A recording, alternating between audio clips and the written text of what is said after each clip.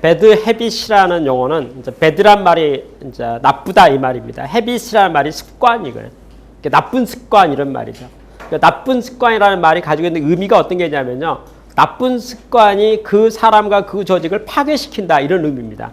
그러니까 좋은 습관을 가지고 있으면은 잘 될 것 같고요. 미래가. 나쁜 습관은 결국은 나쁜 결과를 가져올 것 같다 이런 의미거든요. 그러면 기업에 있어서 기업의 나쁜 습관은 무엇일까요? 그 나쁜 습관을 어떻게 극복할 것인가에 대한 이야기입니다. 그런데 이 책에서 말하는 나쁜 습관이라는 것이 아주 재미가 있는 논리가 있어요. 그 논리가 뭐냐면 어제의 성공이 내일의 실패와 망하는 것의 원인이 될 수가 있다 이런 논리예요. 그러니까 어떤 회사가 어떤 사람이든지 개인이든 조직이 잘 되는 이유가 있지 않겠습니까? 그러면 그 잘 되는 이유 때문에 성공을 할 수 있잖아요. 성공한 그 순간 사실은 자기를 잘 되게 했던 그 성공했던 원인과 인자됐던 것이 자기 본인에 있어서 타성이 돼버릴 수가 있고 그거에 대한 성공 체험에 대한 도취가 될 수가 있는데 그게 도리어 뭐가 됩니까? 앞으로의 미래에 있어서 망하는 원인이 될 수 있다. 이런 논리에 대한 것이 bad habit입니다. 그러니까 어떻게 하면은 조직이 항상 깨어 있을 수 있을까? 갱신할 수 있을 것인가? 혁신해 갈 수 있을 것인가는 도전이에요. 그러니까 쉽게 말해서 영원한 행복의 원리라고 하는 것은 있을 수가 없다. 이런 말과 똑같아져요. 그러니까 과거의 성공 체험이 미래의 성공 체험이 될 수가 없다. 이런 말이죠. 그러면 그것을 우리가 다 아는 단어로 하나 말하면 이런 말이죠. 과거의 연장성장 속에 미래가 존재하지 않는다. 이런 말이 되는 거고요. 또 그때에 따른 성공의 원리 원칙은 달라질 수도 있다. 이렇게도 말할 수 있는 거죠. 그러면 어떤 성공이 있었을 때 어떤 성취가 있었을 때 그것은 그때 일시적으로 시기적으로 유효했다는 것을 인정하라 이런 말이죠. 그리고 동일한 겸손한 마음 자세를 가지고 배우는 자세를 가지고 다음 시대는 또 다음 전략과 대응으로 해가야 된다. 이제 그렇게 말할 수가 있어요. 그러면 이 책에서 말해서 이제 배드 헤빗이라고 말하는 한 8가지 정도의 헤빗이 있는데 그 습관들이죠. 그 습관이 조금 거꾸로 말하면 뭐가 되냐면 성공 사례가 될 수 있어요. 그러니까 이것 때문에 성공했는데 이것 때문에 망할 수가 있으니까 주의를 해야 되겠다. 이런 측면이거든요. 그래서 드디어 그런 배드 헤빗이 8가지 원리들이 있는데 이제 말하는 원칙들이 있고 내용들이 있는데 그 내용이 우리가 이제 드디어 당혹스러움이 생길 수가 있습니다. 왜냐하면 우리가 일반적으로 이래야 성공한다 라고 말했던 그 키워드가 이러니 망한다 이렇게 동일하게 말하는 거죠. 같은 말로. 그러면 종합하면 이런 말이 될 수가 있겠네요. 영원한 건 없는 것 같네요. 그러니까 영원한 진리가 하나 있는데 모든 게 변화된다는 것은 진리인 것 같네요. 그러니까 다시 말해서 이러면 됩니다는 말은 존재하지 않겠네요. 어떻게 됐다 하더라도 그것 때문에 잘못될 수가 있는 거니까 이것이 성공 원리입니다라는 것은 존재하지 않고 그렇죠? 시기적으로 항상 우리가 배우는 자세를 가지고 그것을 모든 관점을 바라봐야 되겠다라고 말할 수가 있습니다. 근데 이 배드 헤빗이 시기적으로 우리에게 매우 중요한 시사점을 가지고 있는 이유가 있는데 그게 뭐냐면요. 기업의 수명이 짧아져 가고 있고 변화가 심해져 간다는 이유 때문에 그래요. 옛날에는요. 혁신이랄까 어떤 것이 하나 발생하고 탄생이 되면 역사적으로 한 세대를 갔어요. 한 세대는 몇 년을 말하면 30년 정도를 말했거든요. 근데 지금은 그렇지 않습니다. 과거에 10년이면 강산이 변한다 이런 말이 있잖아요. 지금 10년이 되면 완전히 딴 세상입니다. 근데 기업의 역사에 있어서 10년은 절대로 긴 기간이 아니거든요. 매우 짧은 기간이죠. 옛날에 기업의 수명은 몇 년입니까? 말할 때 사람의 수명과 마찬가지로 기업도 한 세대가 있으니까 기업의 평균 수명은 30년입니다. 이런 이론들과 논리들이 있었어요. 거기에 대한 많은 조건들과 근거들이 있었죠. 저도 옛날에 그 말을 논증하기 위해서 많은 분석들을 했습니다. 가장 대표적인 분석했던 게 뭐냐면요. 10년 주기로 100대 기업의 석차가 어떻게 바뀌는가를 제가 들여다보기 시작했어요. 10년 주기로. 그러니까 1980년도에 대한민국 100대 기업이 있겠죠. 그럼 10년 전에 1990년도에 대한민국 100대 기업 있잖아요. 그러면 제가 의도적으로 100대 기업 리스트를 쫙 적어가지고요. 1980년대 대한민국 100대 기업 리스트를 쭉 적을 수 있죠. 1등부터 100등까지. 그 다음에 1990년도에 1등부터 100등까지 리스트를 쭉 적잖아요. 그러고 나서 줄 긋게 하는 거예요. 그러면 줄이 셋 중 하나예요. 뭐냐면 올라가는 줄이 있고 내려가는 줄이 있고 수평줄이 있어요. 그러니까 1980년대 2등이었는데 1990년도 2등인 기업이 있고 1980년대 뭐 5등이었는데 1990년에 15등이나 18등으로 내려가는 게 있는가 하면 1980년에 18등이었는데 1990년에 6등으로 간 기업도 있다 이거죠. 그러면 제가 관심 있게 받은 것은 10년 동안에 대한민국이 좋아진 기업이 몇 퍼센트고 유지하고 있는 기업이 몇 프로고 나빠진 기업이 몇 퍼센트인가 이렇게 보는 거예요. 그 분석을 제가 관심 있어요. 10년 주기로 분석을 쭉쭉 제가 리스트 있잖아요. 리스트 구할 수 있으니까 100일 쭉 해갖고 제가 재미나게 심심해가지고 리스트를 갖고 차로 줄긋기를 쭉 해가지고 내려간 거 딱 했는데 사라진 게 100대 기업에서 빠진 기업이 33%예요. 여러분 57등인 기업이 105등이 됐다고 가정합시다. 망한 건 분명히 아니잖아요. 그래서 100대 기업에서 리스트 있는 기업이 리스트에 사라졌다는 것 자체는 어찌 보면은 유명무실한 기업이 된 거니까 없었어도 간주할 수 있잖아요. 저는 그래서 그걸 근거로 해서 야 10년 주기로 3분의 1씩 기업이 사라져 가는구나. 그러면 3분의 1이니까 33%니까 그러면 30년 지나면 다 사라지는 거예요. 그래서 제가 그걸 근거로 해서 남에게 이야기하면서 한국의 기업의 수명은 30년인 것 같다. 왜? 10년 주기로 3분의 1씩이 여하튼 안 좋아지니까. 그러면 3번 바뀌고 나면 3분의 1씩 3분의 30이니까 그러면 뭐 이게 30년이 아닌가. 이런 논리들이 제가 1990년대 초반에 분석했던 저의 논리 중에 하나였어요. 저는 기업의 수명이 30년이라고 말했거든요. 지금은 그렇지 않아요. 지금은 데이터를 보면요.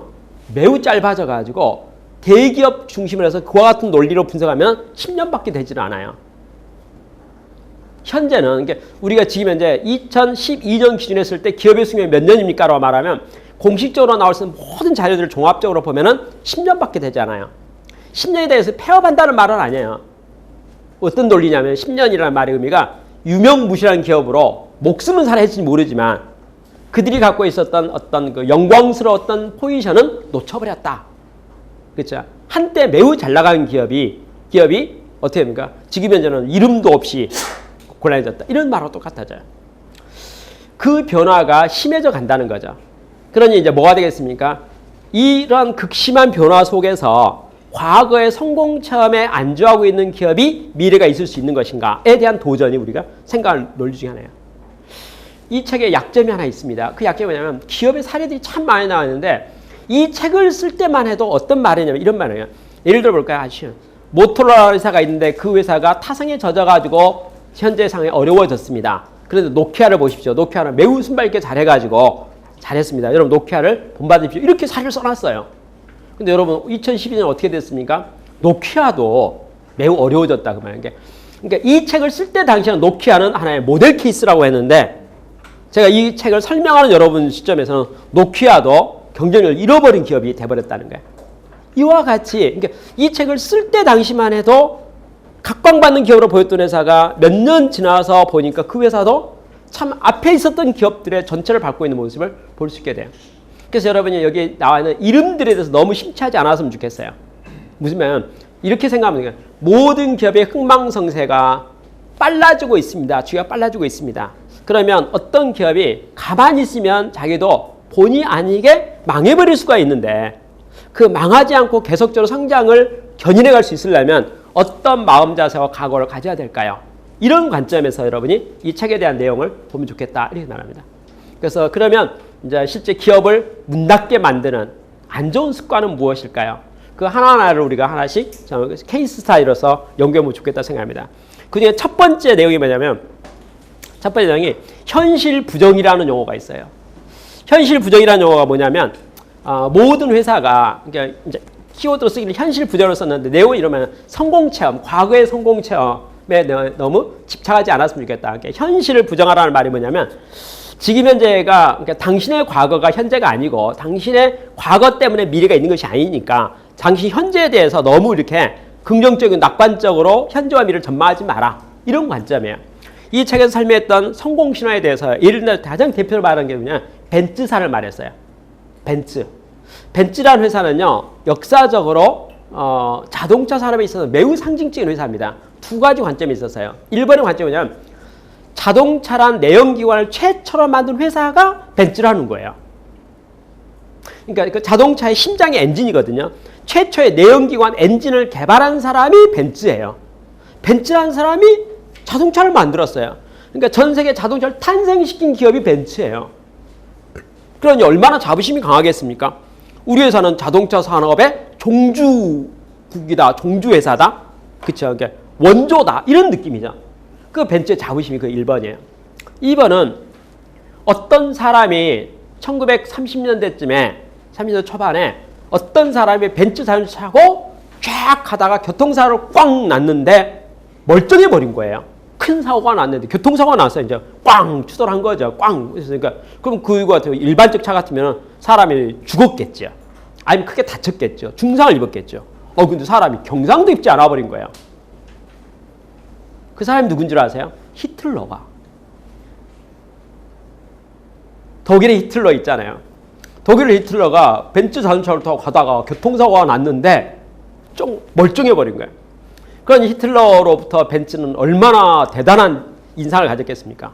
지구상에 있는 자동차 중에 벤츠만한 차는 있을 수가 없다. 그래서 독일의 모든 공공차는 공용차 있잖아요. 다 벤츠 써라. 여러분 벤츠 사장님이 얼마나 어깨가 으쓱하겠습니까? 자동차 사람의 효시, 스타트, 그쵸? 출발을 테이프를 끄는 회사로서의 자부심, 역사와 전통, 그리고 안전에 있어서 전 세계 이보다 안전하고 좋은 차가 없다는 프라이드. 그리고 그걸 근거로 해가지고 전 독일의 모든 공공시장을 100% 독점권을 가져버렸던 역사. 그쵸? 그 역사와 신화가 현재와 미래를 보장할까요? 이런 말이죠. 그 말이죠. 여러분 매우 간단한 이야기로요. 그러면 2012년 대한민국 시장에 자동차 산업 시장에 많은 기업들이 경쟁을 하고 있죠. 그럼 벤츠라는 자동차는 수입 자동차네요. 수입 자동차입니다. 그러면 우리나라의 수입 자동차에서 벤츠의 명성은 매우 높습니다. 한국에서도 벤츠를 무시하지 않아요. 최고의 자동차 인정해주고 있습니다. 그럼 벤츠와 같이 유명세를 가지고 있는 자동차는 몇 개가 있을 수가 있어요. 그 중에 하나가 BMW입니다. 자, BMW가 또 유명해요. 벤츠도 유명하지만 BMW 자동차도 유명하다 이거야. 그런데 일반적으로는 어떻게 생각하냐면은 벤츠가 BMW보다 더 한 수 위다. 이런 어떤 소비자적인 평가를 받고 있어요. 왜? 벤츠는 역사와 전통을 잘하고 있으니까. 그렇죠? 그러나 여러분 2012년에 대한민국에 팔리고 있는 자동차 중에서 BMW가 벤츠보다 무려 10배 정도 더 많이 팔리고 있다는 사실을 어떻게 받아들일까요? 이 문제예요. 아니 명성도 좋고 다 좋으면 당연히 많이 팔려야 되죠. 특히 명품차에 대해서는. 그렇죠? 근데 BMW라는 회사는 대한민국 시장에서 승승장구하고 있고 너무 많이 잘 팔려고 심지어는 여러분도 아시는 회사 중에 하나 르노 삼성이라는 회사를 생산을 반줄여버릴 정도로 판매를 반줄여버릴 정도로 아주 위협적으로 수입 자동차 시장을 꽉 잡고 영향을 행사하고 있다 이거예요. 근데 벤츠는 안 드러나고 있어요. 왜 그럴까요? 그게 바로 이제 타성이라는 거 있잖아요. 현실 부정. 그러니까 이러면 돼라는 자부심 있잖아요. 그러니까 우리는 1등이야. 우리는 최고야. 그래서 벤츠 자부심 거기에 있어요. 그렇죠? 누가 우리를 당해? 영광스러운 타이틀은 분명히 가지고 있어요. 우리가 많은 역사와 전통을 가지고 있지만 사업 실적에 있어서 계속 경쟁에서 밀리고 있는 현상을 어떻게 바라볼 것인가? 이런 문제예요. 그래서 드디어 뭐 할 필요가 있겠으면 과거의 성공 사례는 과거의 성공 사례일 뿐이지 오늘은 아니라는 것을 현실을 인정해서 아까 말한 우리는 잘해. 그것을 뭘까? 초심으로 돌아가서 원점으로 돌아가서 처음부터 다시 볼 필요가 있다. 이런 말을 하고 싶어요. 그래서 이 책에서는요.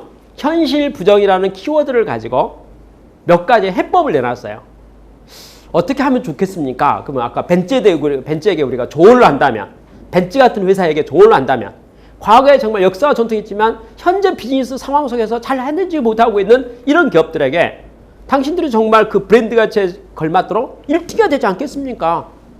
세상에 BMW보다 더 안 팔려서 되겠습니까? 그만큼 팔아야죠. 적어도 한 대는 더 팔아야죠. 이런 식으로 우리가 조언을 하고 싶다면 우리는 뭐라고 말하면 좋을 것인가요? 거기에 대해서 이 책에서는 네 가지 정도의 각성에 대한 이야기를 했어요. 1번이 뭐냐면요.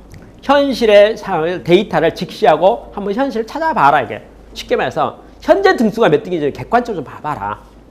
무슨 말이냐면 아까 제가 말했잖아요. 한국에서 BMW보다 판매 실적이 떨어지고 있다는 것을 어떻게 인식할 것인가? 그걸 좀 봐라. 그 숫자에 대해서 그러니까 과거의 성공 우리 차는요 히틀러가 타가지고도 사고 안 났어요. 그것은 그때 이야기고 2012년에 그걸 볼 것이 아니고 그러면 그 명성에 맞게 지금 실적이 있는지를 한번 숫자를 찾아봐라. 실제 데이터를 봐라. 그게 첫 번째 스타트죠. 그래서 그래서 지금도 세계 1등이고 지금도 아주 승승장구하고 있다면 문제가 없네요. 그렇지만 뭐가 됩니까? 그렇지 않다면 봐야 되죠. 저희 집에 아주 좋은 책이 있는데요. 제가 부담스러운 책이 하나 있어요. 노키아에 대한 책입니다. 노키아라는 회사가 보니까 핀란드라는 나라를 아주 먹여 살리더라고요. 보니까. 그래서 이제 쉽게 해서 핀란드라는 나라에서 노키아가 얼마나 영향력이 있는 것인가부터 해서 핀란드에 있어서의 노키아의 성공 사례. 쉽게 해서 목재회사가 어떻게 휴대폰 회사로 바뀌었는가부터 해서 성공해서 막 잘 적어놨어요. 그러니까 그 책의 내용이 제가 보니까 야 기업의 경영을 노키아같이 해야 되겠다. 나라를 먹여 살리는구나. 뭐 이런 생각하면서 막 그랬는데 2012년에 노키아가 이제 부도 직전에 와 있으니까 제가 노키아를 남한테 말할 수가 없네요. 그렇죠? 이 시간에 이제 노키아가 아직은 생존해 있으니까 노키아의 모든 경영진들이 뭘 직시해야 되냐면요. 3년, 5년, 10년 전에 어떠한 성과가 있었다 할지라도 그 성과는 과거 이야기고 2012년 6월과 현재와 미래, 가까운 미래에 회사의 실적이 어떻게 되는지를 숫자를 정확히 봐야 돼요. 그리고 손실 제로, 더 안 떨어지도록 스톱시키는 작업을 반드시 해야 될 뿐만 아니라 회복하고 올라가는 작업을 하는 것이 지극히 마땅하다는 거죠. 그런데 하던 대로 가만히 있으면 어떻게 될까요? 계속 추락해버릴 수가 있는 거잖아요. 그래서 현실을 직시하라. 그죠? 그게 첫 번째. 그러니까 쉽게 해서 기업이 지금 현재 아까 말한 과거의 성공이 현재도 유효한가에 대한 것은 현실을 직시해서 숫자와 데이터를 보고 말하죠.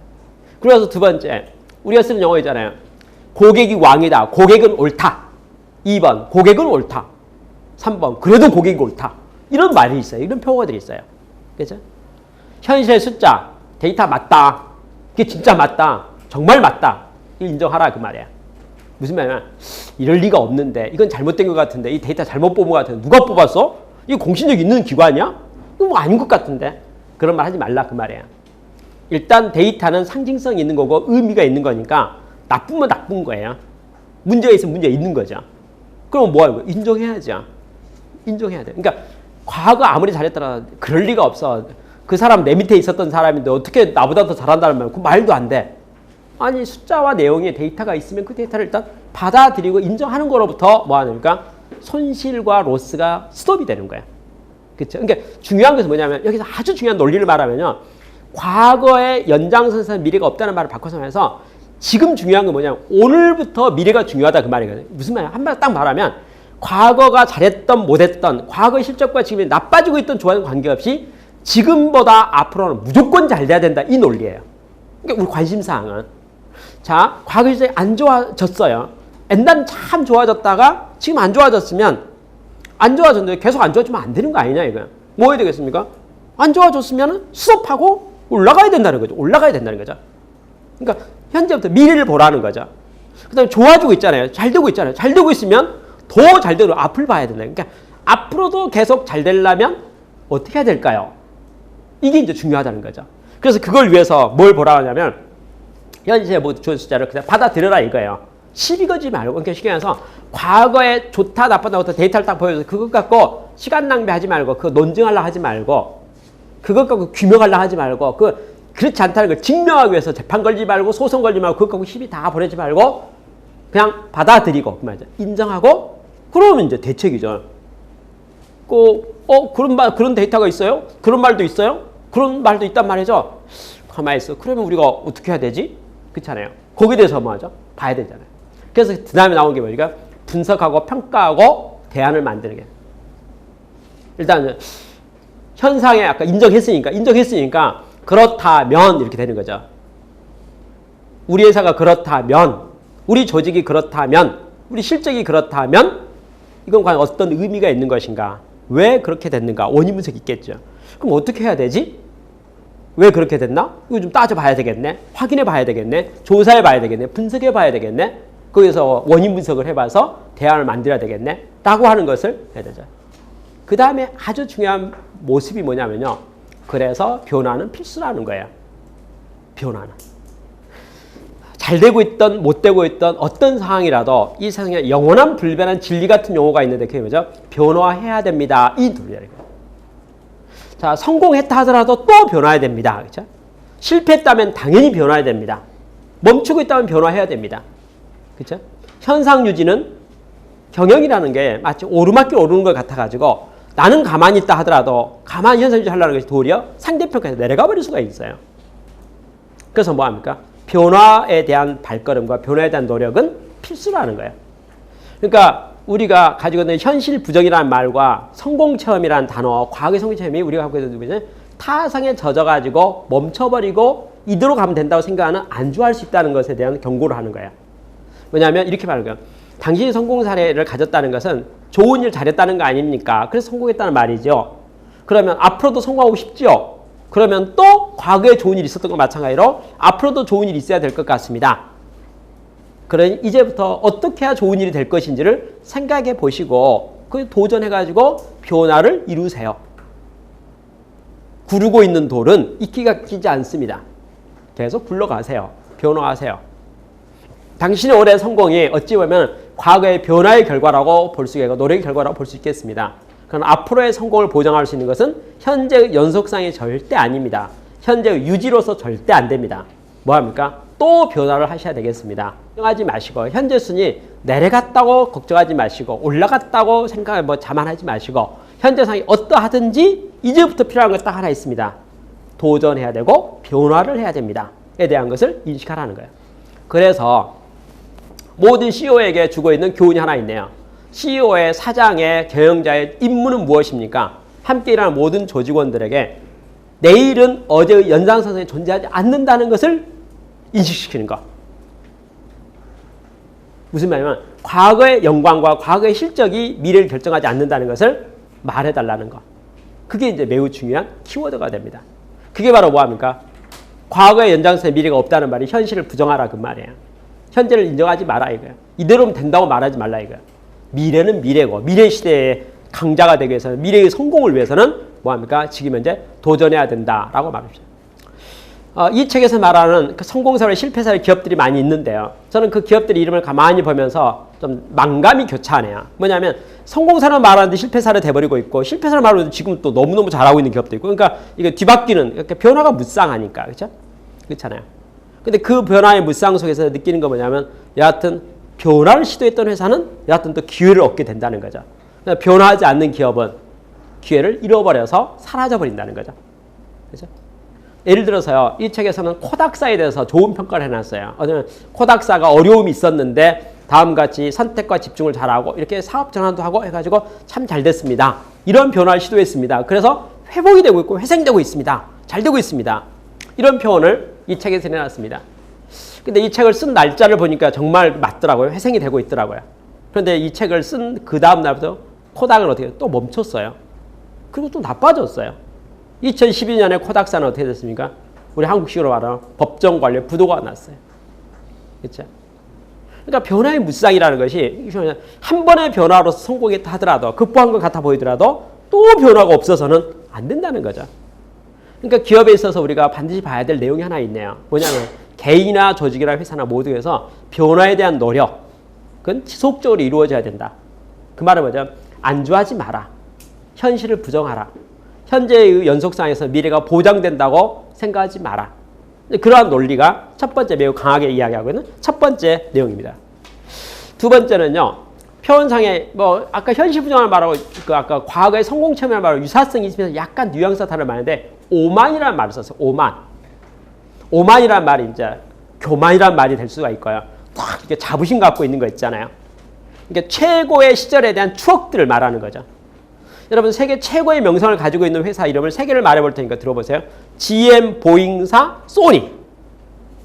자, GM은 세계 최대의 자동차 회사. 최대. 가장 큰 세계 넘버원. 규모에 있어서. 생산대수, 판매대수 넘버원. 보잉사. 비행기만 회사에서 세계 시장 점유율 넘버원. 소니. 가전제품과 전자제품 중에서 명성과 브랜드 가치가 아주 좋았던 신화적인 기업. 소니. 소니라는 회사는요. 제가 한 10여 년 전인지 15년 전인지 잘 모르겠지만 제가 출장을 가는 과정에서 싱가포르라는 도시국가를 방문했습니다. 싱가포르에 갔을 때 많은 곳을 이렇게 돌아다니다 보니까 누구 한 사람이 저한테 싱가포르에 마치 미국 뉴욕의 타임스퀘어 같은 광장이 있어요. 사거리가 있는데 그 자리가 말하면서 여기가 싱가포르의 중심입니다. 이렇게 저한테 말했어요. 여기가 가장 번화의 중심이고 상징적인 우리 한국식으로 하면 뭐 종로나 명동 같이 말하는 그런 어떤 포지션이라고 이렇게 이제 저한테 안내한 사람 설명해 주는. 그래서 그 자리에 딱 서서 여기가 그거예요. 그래서 기념사진 찍으려고 딱 봤는데 딱 보니까 큰 전광판이 하나 있는 거예요. 그 전광판에 소니 이렇게 써져 있는 거예요. 상징적인 이야기죠. 제가 일본을 방문했을 때 또 싱가포르를 방문했을 때 소니라는 브랜드는 세계적인 브랜드였고요. 가전제품과 특히 전자제품들, 전자제품에서는 소니의 어떤 기술력과 신제품 개발 그 모든 것은 탁월했어요.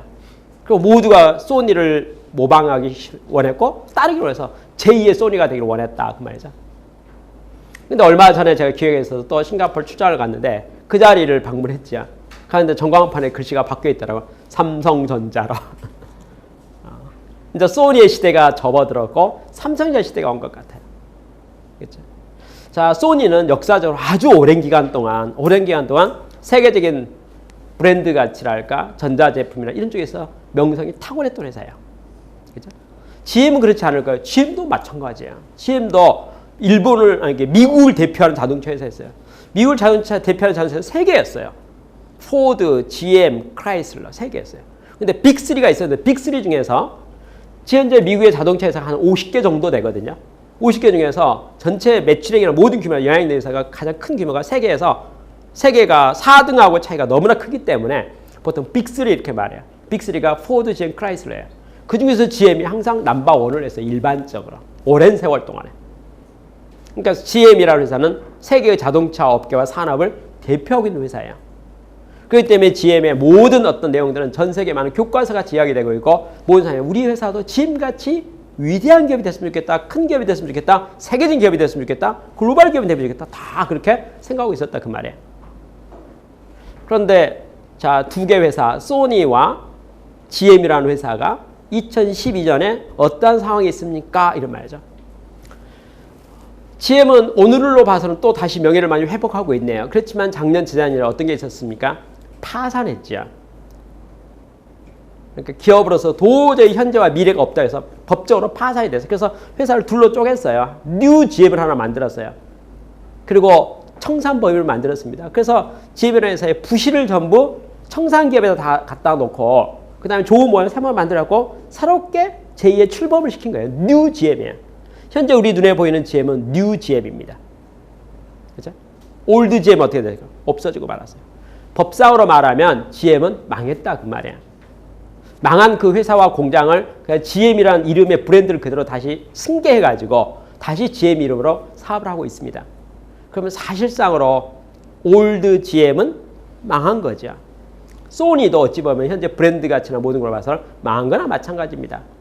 그렇죠?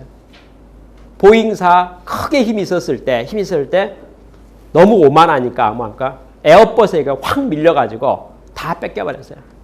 다만 다시 보잉사가 다시 혁신을 해가지고요. 혁신하고 지금은 또 다시 자리를 많이 찾았어요. 저는 최근에 보잉사 자료 보면서 정말 감탄해요. 어떤 감탄할 줄 압니까?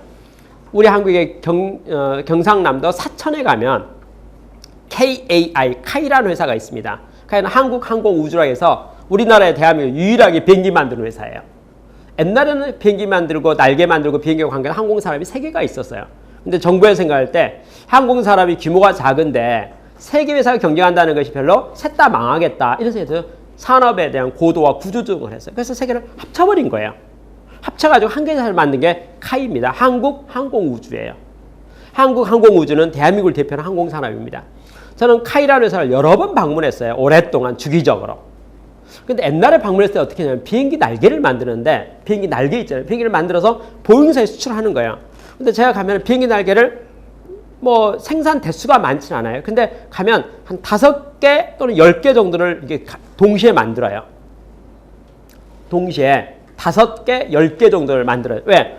라트로 주문이 왔으니까 주문량이 라트가 왔으니까 주문에 맞춰가지고 뭐 합니까? 오다가 비행기 날개 10개 만들어주세요. 이랬다 그 말. 그러면 부품을 10개를 주문내가지고 10개를 가공도 하고 조립도 했고 10개를 동시에 만들고 그래서 만들면 10개를 포장해서 수출하고 있는 것을 과거에 제가 볼 수 있었어요. 근데 지금은 어떻게 한 줄 아세요? 비행기 날개를요. 1개씩 만들고 1개씩 수출해요. 비행기 카이 대한민국 경상남도 사천에 가서 카이 회사를 가서 보면은 회사 가면 비행기를 날개를 어떻게 하면 마치 자동차 만들듯이 콘베어에 태워가지고요. 비행기 날개가 한 개씩 지나가요. 한 개씩 천천히. 그럼 한 개씩 작업을 해요. 한 개씩 완성이 돼요. 한 개씩 수출해요. 그런 일이 일어나고 있어요. 왜 그렇게 됐을까요? 보잉사가 비행기를 현재 어떻게 만들고 있냐면 과거는 그러지 않았어요. 과거는 비행기에 딱 조립하려고 하면 비행기가 숫자로 말해서 30만 개의 부품을 조립한다는 거예요. 그러니까 딱 잡고 나면은 부품이 들어와야 되는 부품에 선호 관계가 있잖아요. 그리고 대부분의 부품들이 외국에 수입해 와야 되는데 그게 쉽지를 않아가지고 납품이 잘 안 되고 결품도 나게 되고 순서도 안 맞고 하니까 시간이 많이 가서 비행기 한 대 조립하려면 걸리는 시간이 많이 잡으면 몇 달씩 걸리는 거예요. 지금 현재 2012년 지금 현재 보잉사는 어떻게 비행기를 만드는 줄 아세요? 보잉사 조립 라인에 가면 비행기 한 대가 동체가 출발해서 쭉 계속 전진만 해요. 쭉 전진만 하고 있으면 좌우에서 해당된 위치 지나갈 때마다 해당된 조립을 just in time으로 시간 맞춰 딱딱딱 조립을 해놓는 거예요. 비행기 멈추지 않아요. 자, 비행기 출발, 스타트, 조립 스타트부터 시작해 쭉 해서 비행기는 근무 시간이에요. 전진만 해요. 동간격으로 쭉 전진 쭉 가고 있으면 각 스테이션에서 해당된 작업해야 될 것들을 정해진 규칙에 의해서 조립하고 쭉 해서 쫙 진도가 나가는 거예요. 그래서 정확하게 16시간이 되면 비행기가 출고가 돼서 활주로를 날아서 하늘을 날아가는 거예요. 옛날에 얼마 걸린다죠? 몇 달.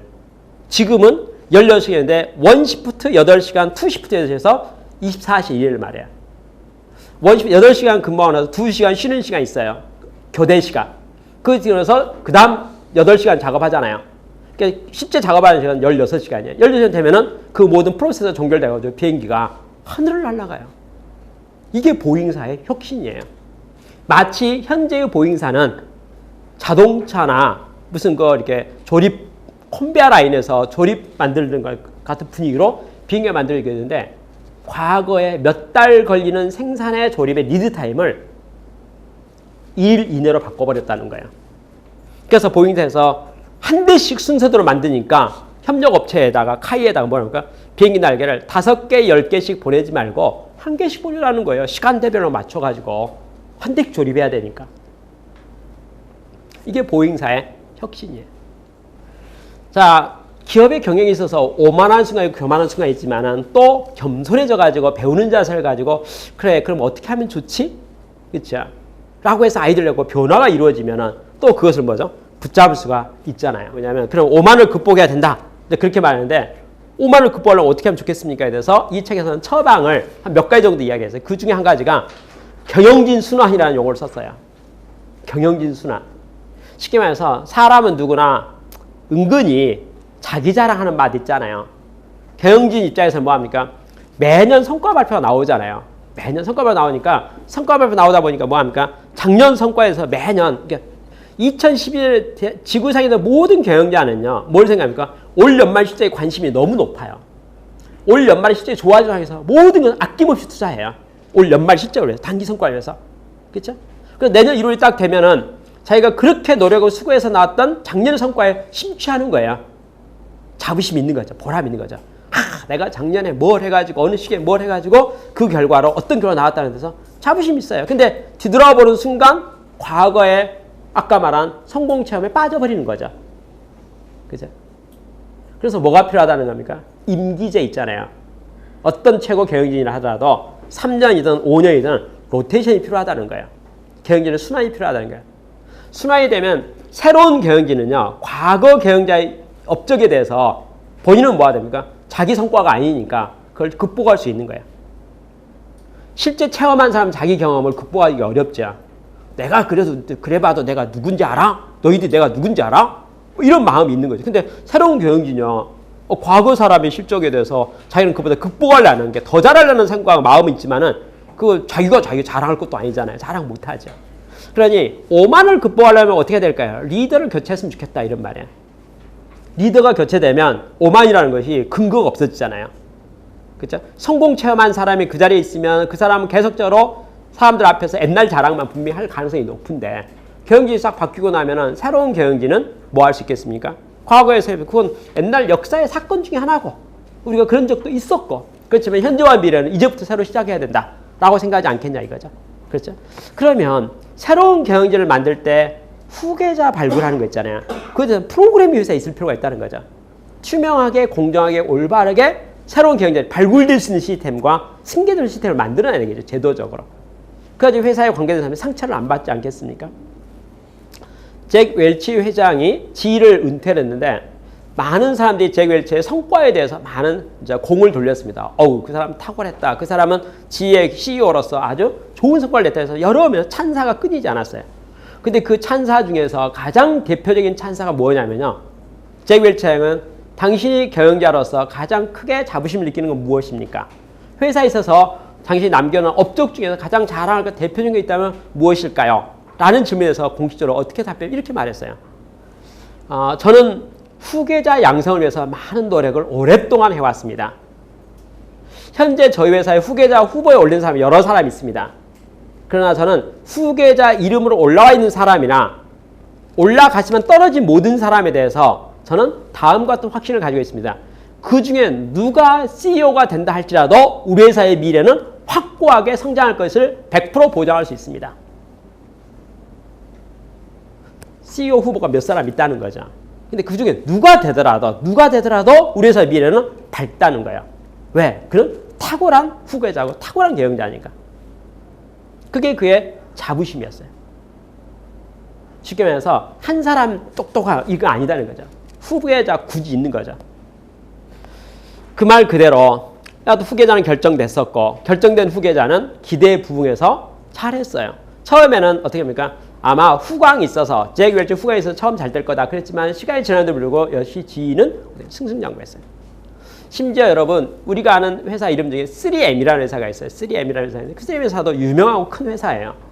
근데 어떤 일이 있었냐면 3M에서 최고 경영진을 교체하려고 하는데 교체 후배를 잘 찾지 못하고 해서 망설이고 있었어요.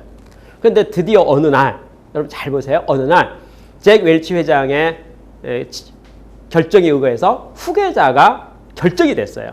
이멜타 회장으로 결정이 딱 되는데 결정된 순간 3M의 주가가 11% 폭등했어요. 여러분 3M하고 GM하고 뭔 관계 있어요? 그렇죠? 그 관계를 뭐라고 말하세요? 3M에서는 최고 경영자를 찾고 찾는 과정에서 어떤 결정을 했냐면 아무리 봐도 지위에 윤재가 많다는 거예요. 그러면 지금 최종 후보가 3명인데 3명에서 1명이 될 거 아니냐는 거죠. 1명이 되면 나머지 2명이 지위에 계속 있을 수 있겠냐 이거예요. 그렇죠? 그러면 두 사람 중에 아무라도 1명 데려와야겠다 이거예요. 3M에서 뭐라고 사람들이 이야기하냐면 최고 경영자, 후계자 또 어떻게 모시려고 합니까? 예, 지휘의 발표를 기다리고 있습니다. 왜요? 지휘의 이번에 CEO가 누구 발표해도 3명 중에 1명 되지 않겠습니까? 그러면 그게 확정되는 순간 나머지 두 사람 중에 1명 우리가 여튼 어떤 조건이든 모셔오려고 맘먹고 있습니다. 이렇게 말했어요. 그래서 드디어 지휘의 경영자가 발표되는 순간 나머지 둘 중 1명이 3M의 경영자로 온다는 거잖아요. 그러면 누가 오든지 오면 그 사람은 리더십이 매우 강한 사람이니까 3M은 다시 도약을 할 거다. 그래서 지휘 있잖아요. 지휘의 최고 경영자 후계가 발표된 그 순간 3M의 주가가 11% 폭등했다. 사건이 역사적으로 있었어요. 이게 후계자에 대한 이야기예요. 리더십을 키우는 거죠. 그러니까 기업에 있어서 아까 말한 오만을 극복하는 방법은 뭡니까? 세대교체지요. 세대교체하는데 세대교체를 스무스하게 합리적으로 잘 하려면 후계자 양성 체계가 있잖아요. 시켜서 다음 리더십, 누구에게 맡겨도 안심이 될 수 있는 리더십을 어떻게 만들어 갈 것인가. 그렇죠. 그게 이제 회사 경영에서 매우 중요한 프로세스 중에 하나예요. 우리나라에 글로벌 컨설팅 회사가 많이 있는데 그 회사 중에 하나가 아주 명성이 대단한 회사 중에 하나가 우리나라 어느 대기업에 대해서 전략 컨설팅을 했습니다. 당신 회사가 미래적으로 지속적으로 성장하려면 어떻게 하면 좋겠습니까? 그렇죠? 이런 주제를 가지고 제가 컨설팅을 했어요. 몇 달, 8개월인가 해가지고 드디어 전략 프로젝트가 끝나서 아웃풋이 나왔습니다. 그 아웃풋에 의거해서 2단계 프로젝트가 시작되는 거예요. 근데 그 아웃풋자를 제가 접하게 됐어요. 2단계 프로포자를 하는데 이제 1단계 끝났고 2단계 프로포자를 하는데 많은 컨설팅에서 2단계 실행을 위해서 그러니까 1단계 나온 전략을 실행하기 위해서 실행 컨설팅에서 찾는 거예요. 그 찾는 일에 저희도 참여하게 됐었고 이제 후보에 참여하게 됐었고 최종적으로 저희가 그 일을 채택을 했어요. 그러니까 저희 캘커스이 그 수주를 하게 됐어요. 그래서 제가 이제 그 일을 맡아서 이제 하게 된 거죠. 맡아 하게 되니까 당연히 제가 어떤 것을 보게 되겠습니까? 1단계 했던 전략의 아웃풋 결과점을 있잖아요. 당신은 뭘 해야 됩니다. 이 아웃풋 자료를 보게 돼요. 근데 아웃풋 자료가 뭐라고 나오냐면 딱 이렇게 써놔야 돼요. 귀사가 앞으로도 계속 지속 성장하려면 건강하고 실력 있는 후계자 군을 양성해야 됩니다. 이게 답이었어요. 그래서 제가 그 회사에 간부들 있잖아요. 경영진 있잖아요. 후계자 군 있잖아요. 후계자 군을 양성하는 사내 대학을 만든 거예요. 사내 이제 사내 대학을 만드는데 제가 그곳에 학교장이 됐어요. 그리고 제가 3년 동안 학교장을 수행했어요. 그래서 그 회사에 앞으로 차세대 CEO가 될 사람 있잖아요. 리더가 될 사람들을 사내 대학에 파견 근무 보내가지고 거기서 공부하고 배워가지고 다시 복귀하는 일을 로테이션 반복하는 일을 제가 맡아서 하게 됐어요. 저는 그 일을 맡으면서 그 일을 시작하면서 제가 깊이 생각했던 내용 중 한 가지가 역시 세계 최고의 전략 회사가 컨설팅 회사가 대한민국을 대표하고 있는 그 기업에 대해서 컨설팅하는 전략의 방향 중에 한 가지를 쉽게 말해서 후계자 양성과 차세대 경영자 양성과 그렇죠? 리더 양성에 대해서 포커싱을 맞추고 있다는 것이 참 잘한 것 같다. 공감이 된다. 이렇게 제가 느낀 적이 있어요. 그렇죠?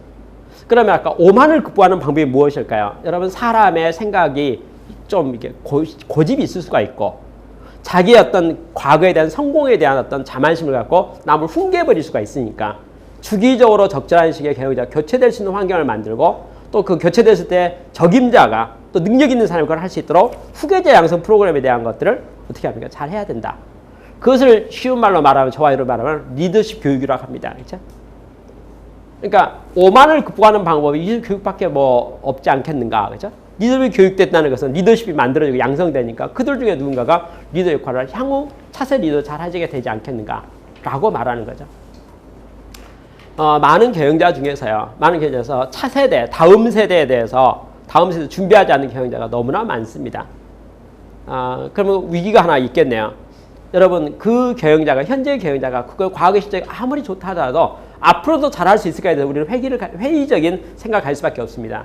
그 다음에 후계자를 양성하지 않았기 때문에 그 회사가 물러나는 순간 그 회사도 자연 도태될 수밖에 없는 환경을 갖는 경우가 매우 많다는 것을 우리가 직시해야 됩니다. 어찌 보면 현재 잘했다고 하는 그 CEO와 그 회사가 운명을 같이 해버리는 거죠. 근데 그가 아쉬운 것은 그가 물러날 때까지 회사가 성장하다가 그가 물러나게 될까요? 그렇지 않다는 거예요. 현재 수준에서 빠른 시간에 정점을 찍어버릴 수가 있고 떨어지기 시작한다는 거죠. 떨어지다가 드디어 도저히 견디다 못해서 물러나야겠다 물러나는 순간 후계자가 양성되지 않고 리더십이 양성되지 않으면 그 회사는 사라진다는 거예요. 그게 역사적인 운명이고 순리라는 거죠. 사람을 키우는 거, 후계자를 키우는 거, 경영자를 교체하는 것에 대해서 선순환이 일어날 수 있는 시스템과 구조를 만들지 않고서는 오만을 극복할 수 없다는 거죠. 그게 두 번째 말하고 있는 키워드 중에 하나예요. 세 번째 키워드가 뭐냐면 아까 똑같은 말이에요. 타성이라는 용어를 써서 타성. 타성이 뭐하면 습관적으로 반복적으로 지속적으로 그냥 하던 대로 한마디로 관성의 법칙. 그죠? 관성이 그러니까 하던 대로 그냥 굴러가는 거죠. 타성이 있습니다. 타성이 생기는 가장 큰 나쁜 원인 중에 한 가지를요. 사업적으로 독약 같은 게 있다는 게 그게 뭐냐면 독점권이야. 어떤 사업이라도 독점을 하게 되면 돈 벌길 수밖에 없죠. 그렇죠? 독점한다는 것은 독점권을 가지고 있으니까 가격도 자기가 결정하는 거예요. 소비자가 왕이 아닙니다. 독점권을 가지고 있으니까. 그렇죠? 지구상의 많은 사업체 중에서 독점권을 가지고 있는 사람들이 많이 있는 거예요. 여러 가지 조건들이 있는 거죠. 그렇죠? 뭐 정부에 대한 것도 있고 독점권을 그래서 사업적 독점권을 갖는 순간 어떻게 됩니까? 그 기업은 이제 드디어 승승장구할 수 있는 거죠. 독점권을 가지고 있으니까 매출도 안정되죠, 이익도 안정되죠, 모든 것이 다 안정되죠. 여러분 그런데 독점권을 가지고 있는 기업이 타성에 앉아줄 수 있을 것인가? 불가능하다는 거예요. 쉽게 말하면 영업 안 해도 되고 고객 관리 안 해도 되고 안 해도 돼요. 심지어는 뭐든 제품 개발도 안 해도 돼요. 아무것도 안 해도 돼요. 독점권인데. 그렇죠? 그럼 안 해도 된다는 것이 그 기업의 미래를 보장할 수 있을까요? 이 말이죠. 망한다 이거예요. 여러분 우리나라 기업 중에요. 독점권을 가지고 있는 업종을 하나 소개해 볼까요? 방위산업체요. 우리나라 방위산업체는 전략물자들이고 전략적 대응을 하기 때문에 어떻게 될까요? 방위산업체는 경쟁자가 별로 없어요. 그 품목은 보도 단일화되어 있어요. 그리고 정부에서 품질이 매우 중요하기 때문에 경쟁에서 가격 경쟁 시키지도 않아요. 어떻게 하냐면요. 돈을 많이 들어간 돈 100% 다 정산해줘요. 그 이익 10% 보장해줘요. 그럼 여러분 제가 방산업자라고 방산품을 만드는 납품 업체라고 생각합시다. 그 물건 만드는데 100만 원이 들어갔어요. 그 매출이 얼마 되면 110만 원 되는 거거든요. 왜냐하면 100만 원 들어간 거 그대로 다 보상해 주는 거니까. 이익 10% 보장해 준다 했잖아요. 그 100만 원 들어갔는데 이익 10%에서 110만 원 매출이 결정되는 거예요.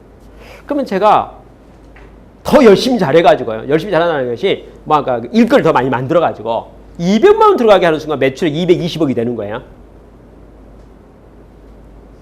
그렇죠? 왜냐하면 꼼꼼히 더 잘하고 검사하는데 2명이 할 검사를 하고 20명 붙여버리는 거예요. 그렇죠? 작업하는데 작업 딱 하는데 매우 천천히 확인을 거듭해서 하는 거예요. 자, 가공을 한대요. 황삭이라고 대충 깎은 다음에 정삭이라고 꼭 깎았는데 황사하고 나서 또 검사하고 정사하고 나서 또 검사하고 그렇죠? 관찰해보고 들여다보고 시간 많이 들어가요. 생산성 빵점으로 여러분 생산성이 낮으면 낮을수록 매출이 늘고 이익이 는다. 이런 시스템을 가지고 있다 그 말이에요. 그러면 그 회사가 미래 경쟁이 있을까요? 제조업에서. 생산성이 낮아질수록 매출이 올라오고 이익이 올라간다는 시스템 속에서 그 독점권을 가진 시스템 속에서 그 회사가 기업이 경쟁을 가지고 미래가 있을 수 있을까요? 이 문제예요. 1982년도에 우리나라 방산업체 중에 규모가 매우 큰 업체를 제가 방문한 적이 있었습니다. 그 회사는 무전기를 만들고 있는 회사였어요.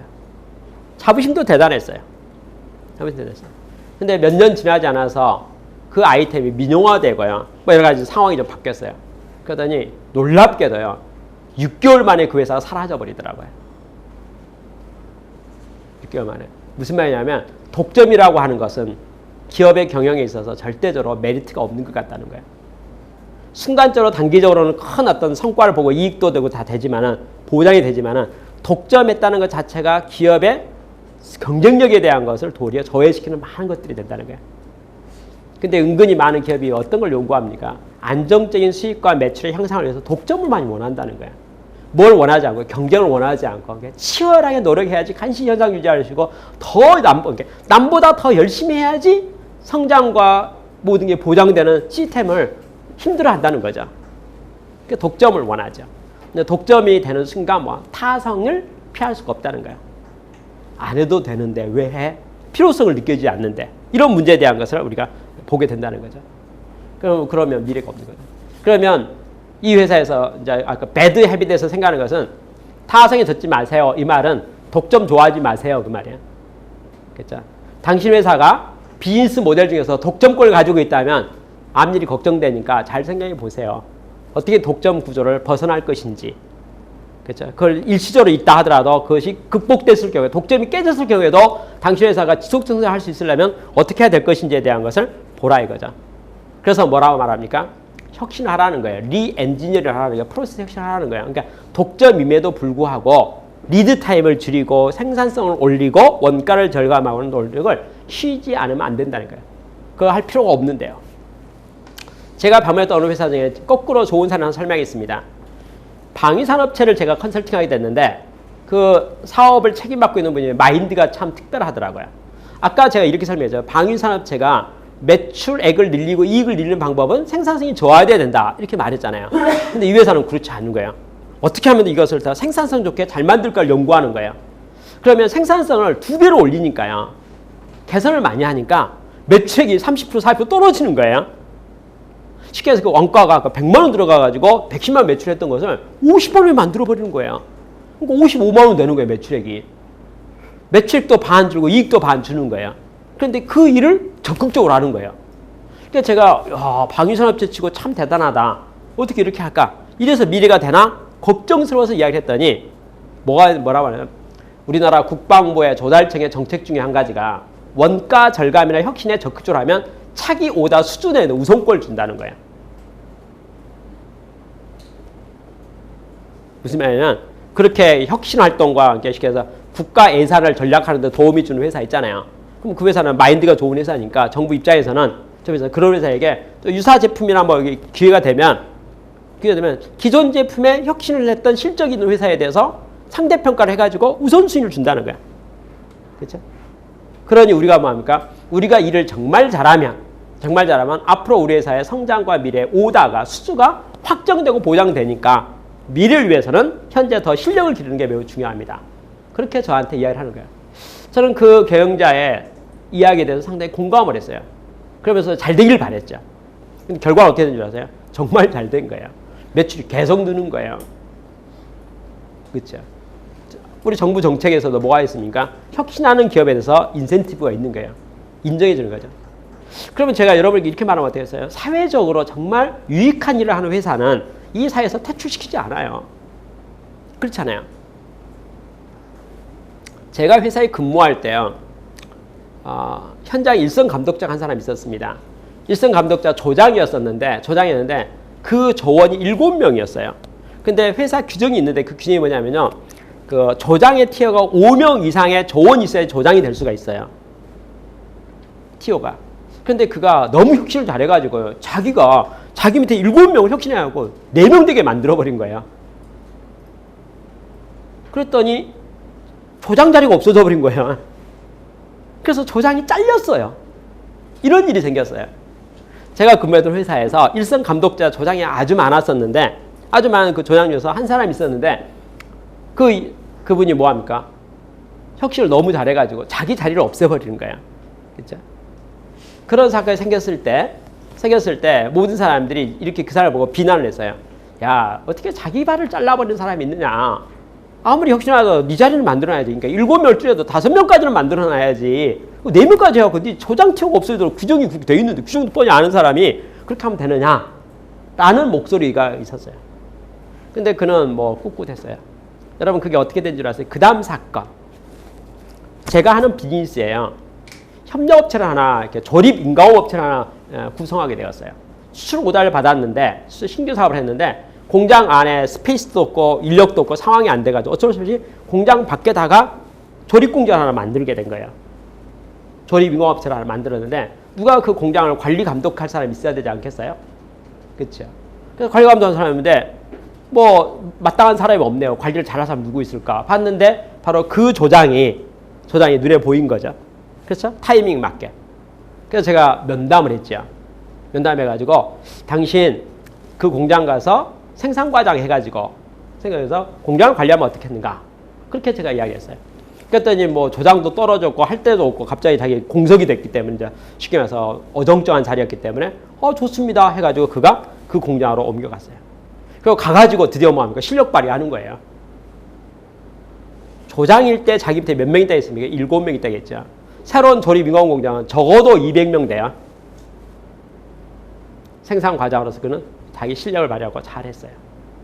1년 지나고 나서 생산성도 많이 오르고 일도 잘 되고 그래가지고 제가 공로상 표창 상신을 했어요.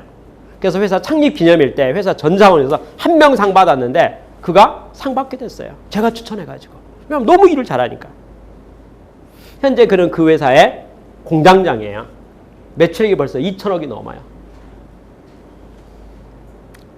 그가 자기 자리를 잘라버렸던 것이 우리가 볼 때 참 어떻게 사람이 그렇게 손해보는 일을 하느냐 라고 말할 수 있지만은 그게 도리어 전화위복이 돼가지고 혁신하는 사람과 성장하는 사람과 노력하는 사람이 사회가 반드시 뭡니까? 알아주는 거죠. 쉽게 말해서 야, 네 자리 없어졌는데 너 어떻게 살라고 그래? 에 대해서 사회가 어떻게 생각합니까? 그런 사람이 필요하다고 인정한다는 거예요. 그렇죠? 그러니 뭐가 필요합니까? 타성에 젖어버려서 가만히 있고 아까 흘러가는 대로 흘러가는 것은 문제가 있는 거죠. 그리고 거기에 대해서 뭐합니까? 여러 가지 리엔지니어링이나 프로세스를 할 때 개선과 혁신에 대한 것은 하자면 안 돼요. 그러니까 상황이 어떻든지 아까 독점이라 하더라도 혁신을 해야 된다 이런 말이죠. 그렇죠. 그걸 안 하면 절대 안 되는 거죠. 그리고 뭐 해야겠습니까? 타성에 젖을까 겁이 나면은 적절하게 뭐합니까? 사업을 구조조정할 필요도 있을 뿐만 아니라 새로운 피라고 하면서 수혈이 있잖아요. 이게 한 번씩 이렇게 좀 누가 올 필요가 있죠. 예를 든다면 여러분도 잘 아시는 사건 중에 한 가지가 IBM 같은 회사가요. 역사와 전통이 매우 큰 조직이고 큰 회사였는데 그 회사가 1994년쯤 해가지고 경영이 매우 어려워졌어요. 퍼스널 컴퓨터 시장은 커져가는데 거기에 경쟁력이 없고 시장 차에서 밀리기 시작했어요. 그래서 아주 어려워졌죠. 그때 어떻게 했습니까? 외부에서요. CEO를 영입했어요. IBM 내에서는요. 아주 큰 반발이 있었어요. 왜냐면 IBM에서 매우 크고 좋은 회사이기 때문에 회사 안에 인재가 수도 없이 많은 거예요. 그렇죠? 그러니까 우리 회사에 매우 똑똑한 사람이 그렇게 많은데 뭐가 모자라가지고 밖에서 CEO를 데려오냐 이제 이 말이죠. CEO가 거스너 회장이라는 사람이 이제 CEO로 왔는데 거기에 대해서 IBM의 간부들, 임원들이 볼 때 여러 면에서 마음에 안 드는 거예요. 여러 면에서. 왜냐하면 경력과 규모와 모든 면에서 쉽게 말 뜻이면 우리 회사는 대기업인데 조그만 중소기업의 CEO를 그것도 우리 이쪽에 컴퓨터 쪽에 빵점인 문외영 아닌 사람을 여기 CEO로 데려와가지고 참 자존심 상한다. 이런 분위기였어요. 그렇지만 결과는 어떻게 되냐면요. 거스너 회장이 와가지고 새로운 관점에서 새롭게 조명을 해가지고 IBM을 조정한 거예요. 경영을 했어요. 예를 들어서 이런 논리죠. 한번 간단한 예를 들어볼까요? 컴퓨터 산업에서 IBM이 지고 있는 거예요. 모든 걸 져요. 소프트웨어는 마이크로소프트한테 지고 하드웨어는 또 델 컴퓨터한테 지고 예를 들면 컴팩한테도 지고 막 그러니까 뭐 하나 잘하는 게 없어요. 하드웨어도 잘하는 것도 없고 소프트웨어도 잘하는 게 모든 면에서 2등, 3등이에요. 1등짜리 하나도 없어요. 다 뺏겨버렸어요. 예를 들어서 마이크로칩 어떻게 해요? 그럼 인텔한테 지고 그러니까 IBM이 어느 순간 자기들이 업계 1등이라고 자부심이 되게 빵빵하게 있었는데 시간이 싹 지나가지고 쪼개놓고 보니까 뭐 하나 잘하는 게 하나도 없는 어정쩡한 회사가 되고 말아서 회사 실적이 빵점이 되고 회사가 망하게 된 거예요. 근데 그 자리에서 거스너 회장이 와가지고 간부들 다 모아놓고 자기가 분석한 결과를 이렇게 설명했어요. 여러분 어떤 사람이 컴퓨터에 관계돼서 문제가 생기거나 필요성이 생겼을 때 하드웨어, 소프트웨어를 빌어서 토탈 한 원스톱 서비스라는 회사가 지구상에 IBM 말고 또 있을까요? 이렇게 말했어요. 소프트웨어가 필요해서 마이크로소프트로 갔는데 마이크로소프트 소프트웨어를 샀는데 하드웨어가 있어야 되잖아요. 그럼 하드웨어를 마이크로소프트 해결할 수 있냐 이거예요. 안 된다 이거예요. 그 하드웨어 사기 위해서 델 컴퓨터를 갔는데 델 컴퓨터가 소프트웨어가 되겠냐 이거. 안 된다 이거예요. 그러면서 말했던 것이 우리가 시험을 본다면 과목이 10과목이 있는데 10과목이 있어요. 10과목인데 한 회사는 2과목 100점 나머지 빵점. 한 회사는 한 과목 100점 나머지 빵점. 10과목 시험인데 대부분 회사가 한두 과목에 100점이다 이거예요. 100점. 나머지 다 빵점이다 이거예요. 근데 IBM은 아쉽게도 100점짜리 과목이 하나도 없다 이거예요. 낮으면 8점이고 높으면 90점이다 이거예요.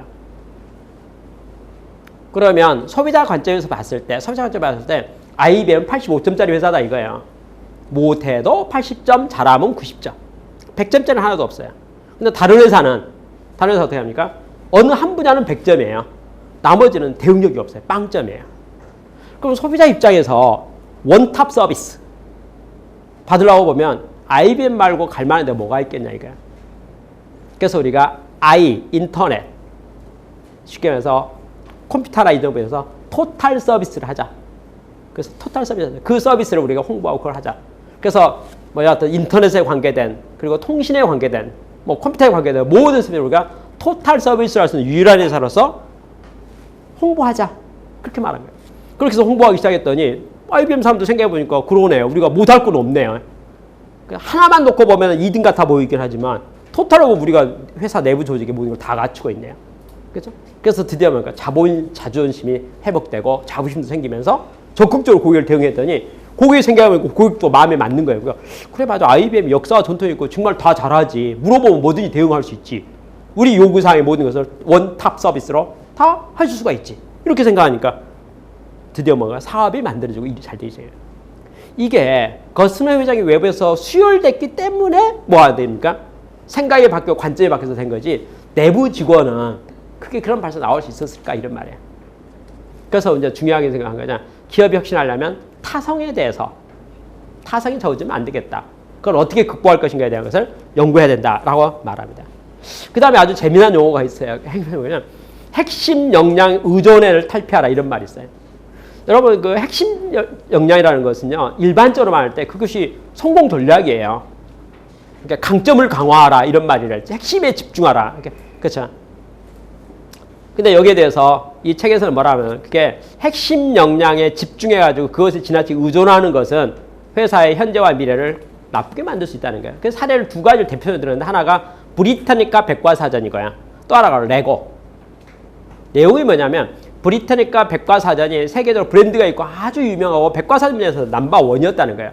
근데 뭘 했냐면 디지털 백과사전에 대해서 대응을 안 했다는 거예요. 심지어는 기술력이 있어가지고 디지털 백과사전을 만들어 놓고도 판매를 안 하는 거예요. 판매를 하더라도 시기를 2년으로 늦추는 거예요. 뭐 때문에요? 아주 화려한 양장된 이 백과사전 있잖아요. 오프라인만 이게 너무 멋있어 보이고 좋아 보이는 거예요. 왜냐하면 이 CD 파는 거 있잖아요. 이게 별로 매출도 얼마 안 되고 그러니까 하고 싶지 않는 거예요. 그래서 실제로 내부 기술로서는 어떻게 합니까? 다 만들어 놓고 디지털도 만들어 놨어요. CD도 다 만들어 놓고는 안 파는 거예요. 천천히 파는 거예요. 천천히 팔고 생각하는 거예요. 자, 어느 순간 어떻게 됐을까요? 하드웨어로 만들었던 양장했던 브리타니카 백과사전이 급감하기 시작해서 판매량이 예를 들면 25,000권 팔렸던 것이 250권 팔리게 됐다 그 말이에요. 100분의 1 천물로 떨어졌을 때 이제 떨어지지 않으니까 크게 쭉 떨어져요. 그죠? 왜 떨어졌을까? 전 세계 백과사전 CD가 다 깔려버렸으니까. 이 사람들이 이제 드디어 백과사전을 CD로 검색할 생각에서 활용할 생각을 하는 것이고 활용할 생각하는 것이지 브리타니카 백과사전 두꺼운 책 돈 주고 사가지고 비싼 돈 사가지고 꽂아놓을 생각을 안 해버리는 거예요. 그러니까 트렌드가 시장이 바뀌어버린 거예요. 근데 이미 바뀌고 나서 우리도 CD가 있는데 이래봐야 장사가 안 되는 거죠. 그렇죠? 핵심 역량이라 해가지고 브리타니카 백과사전이 자기들이 백과사전 분야에 only one이라고 했던 그 자부심 때문에 그렇잖아요. 시대의 변화에 대해서 뭐 했습니까? 안 따라가 버리고 그때 망한 거 아닌가 말이죠. 레고도 마찬가지로 레고의 브랜드가 너무 좋아가지고 너무 좋아서 거기 자신만만해가지고 시대의 변화가 계속 변하고 있는데 그 변화에 대응할 제대로 못해서 곤란해졌다. 그래서 핵심 역량에 너무 자부심을 가지고 집중해 그것만 쳐다보고 있으면은 어떻게 될까요? 좀 곤란한 것이 아닌가 이렇게 말합니다. 그럼 핵심 역량 어떻게 하면 좋겠습니까? 한마디로 딱 말해서요. 한마디로 여점에서 딱 말하자면 그 핵심 역량 가지고 다른 시장, 다른 고객, 다른 영역에 활용하고 응용할 수 있는 내용을 검토해가지고 확산하는 거예요, 사업을. 핵심 역량은 좋은 거잖아요. 좋은 것을 왜 그거 가만 놔두냐 이거죠. 그걸 신규 사업들 있잖아요. 신규 고객 있잖아요. 새로운 영역들 있잖아요. 그것에 핵심 역량을 응용해가지고 활용하면은 그것에 강자가 될 수 있잖아요. 그렇죠? 그렇게 핵심 역량을 활용할 생각을 해야지 가만히 있어버려갖고는 핵심 역량을 이거면 돼! 라고 하는 것이 회사를 망하게 할 수 있다는 것을 생각하라 해서 핵심 역량에 대해서 뭐 합니까? 아까 가치 사슬을 확대하든지 시장을 새롭게 개척하든지 고객을 새롭게 개척하든지 뭔가 그 새로운 역량을 개발하고 새롭게 뭐 하든지 핵심 역량을 활용한 생각을 해가지고 그것을 넓힐 생각을 해야지 그냥 핵심 역량이 안주해서 가지고 있으면은 그것 때문에 회사가 망한다. 그 다음에 나오는 경쟁 근시안이라는 용어가 있어요. 경쟁 근시안. 경쟁 근시안은 한마디로 말해서 어떤 말이냐면 그냥 단기적 단견이죠. 단견이면 짧은 경쟁. 그래서 뭐 하냐면 시덥지 않는 일로 경쟁만 열심히 하고 있는 거야. 뭘 보지 않고. 단견이라는 것은 장기적인 안목이 없다는 말이니까 미래의 흐름을 보지 않고. 쉽게 말해서 이 세상이 지금 저쪽으로 넘어가고 있는데 그쪽을 무시하고 이 안에서 막 피터지게 싸우고 있는 거야. 싸우고 나니까 딱 보니까 세상이 싹 바뀌어버린 거야. 그럼 다 망해버리겠네요. 같이 망해버리겠네요. 쉽게 말해서 미래를 보지 않고 미래를 본다는 것이 뭔가 장기적 전망으로서 시대의 흐름을 읽어야 되는데 트렌드를 읽어야 되는데 그걸 내려놓고 그냥 지금 눈에 보이는 경쟁자 있죠. 1등, 2등으로 서로 막 피터지게 싸우고 있는 거예요. 그것만 하는 거예요. 그러고 있으면 뭐죠? 뭐 경쟁 관계니까 경쟁할 수밖에 없겠네. 그런 과정에서 뭐가 될까요? 회사의 미래는 어떻게 될 것인가? 시대를 읽어버리지 못하면 그러니까 단기안, 그죠? 단기적인 생각을 가지고 있으면은 그것을 안 된다는 거죠. 그러면 중요한 게 뭐냐면 시장을 재정의할 필요가 있겠네요. 시장을 재정의. 제너럴 일렉트릭이 처음에 뭘 했었냐면요. 그 잭 웰치라는 CEO가 되자마자 선택과 집중이라는 용어를 쓰면서 전 세계 모든 사업을 1등 아니면 2등 하라. 그거 안 하면 매각해버리겠다. 이렇게 말했어요. 그랬더니 사람들이 이제 거기에 집중하기 시작해서 막 하고 데이터를 만들어야 되잖아요. 우리 속해 있는 영역에서 1등이라는 걸 증명해야 돼야지 회사 생존할 수 있지 않겠습니까? 사업부가. 그래서 막 노력하는 과정에서 은근히 눈에 보이지 않게요. 분모를 줄이기 시작했어요. 자, 예를 들어서요. 미국 내에서 1등입니다라고 보니까 1등이 아닌 거예요. 그러니까 뭐냐. 1등하는 지역만 골라가지고 딱 골라가지고 우리 사업은 여가 바운더리입니다. 근데 여기서 1등입니다. 이렇게 말해버리는 거죠. 다시 말해서 분모를 줄이면 줄일수록 1등 하고 있는 데 있으니까 모든 게 꼴등일 수는 없잖아요. 그러니까 보면 1등이 여기 2등이 있잖아요. 그러면 서서히 눈치 봐가지고 야 종합성적이 1등이 위태롭다 생각하면 빼버리는 거예요. 영역에서. 그건 우리 영역이 아니고 그건 목표 시장이 아니고 목표 고객이에요. 분모를 줄여버리니까 항상 1등인 자료만 만들고 보고를 하고 우리 1등입니다. 이렇게 말하는 거죠. 그렇잖아요. 자, 제너럴 일렉트릭의 제1차장이 우리 회사 사업부는 전부 1등인데 어쩐지 매출 성장률이나 영향력이 증대되지 않는 걸 발견했어요. 그렇죠? 그래서 그가 드디어 딱 생각을 바꿨어요. 뭐라고 했냐면요. 근데 다 1등이니까. 근데 그 전까지 구조조정했죠. 다 1등이니까 뭐라고 말하냐면 이제 마켓쉐어가 1등이면 그것은 시장을 너무 적게 잡았다는 말이 되니까 여하튼 5등, 10등 떨어지게 해라. 그리고 그 시장에 도전해라. 그래서 1등으로 등수를 올려라. 이렇게 말했어요. 무슨 말이냐면 이전에는 뭐 1등 하라 이렇게 말했는데 1등 하라 그러니까 폭이 좁아져 버리는 거예요. 그래서 이제 등수 떨어뜨려라 이 말이에요. 등수 떨어지려면 범위를 넓히면 등수가 떨어지죠. 등수를 떨어뜨려라. 그렇죠? 1, 2등 한다는 속이 좁다는 거다. 폭이 작다는 거다. 등수가 5등, 10등 내려가라. 그게 뭐죠? 영역을 넓혀라 그 말이죠. 그리고 넓힌 영역에서 10등 되게 만들어 놓고 5등 되게 만들어라 이 말이죠. 그렇게 이야기했어요. 그게 제일 처음에 말했던 말하고 정반대 말했네요. 지금 올라가라, 1등 해라, 1, 2등 아니면 안 돼. 이렇게 말했던 목소리를 보니까 떨어져라, 더 내려가라. 그래야지 회사 성장한다. 이렇게 말했던 논리.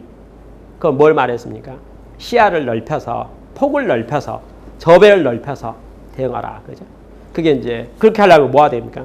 근시안으로 그냥 탁 하는 것만 하고 난 요 자리 1등이에요. 이렇게 속좁게 하지 말고 시야를 넓혀버리고 그렇게 되면 드디어 새로운 영역을 개척하게 되고 그러면 고객 가운데서 할 일과 기회들이 많아지지 않겠어요?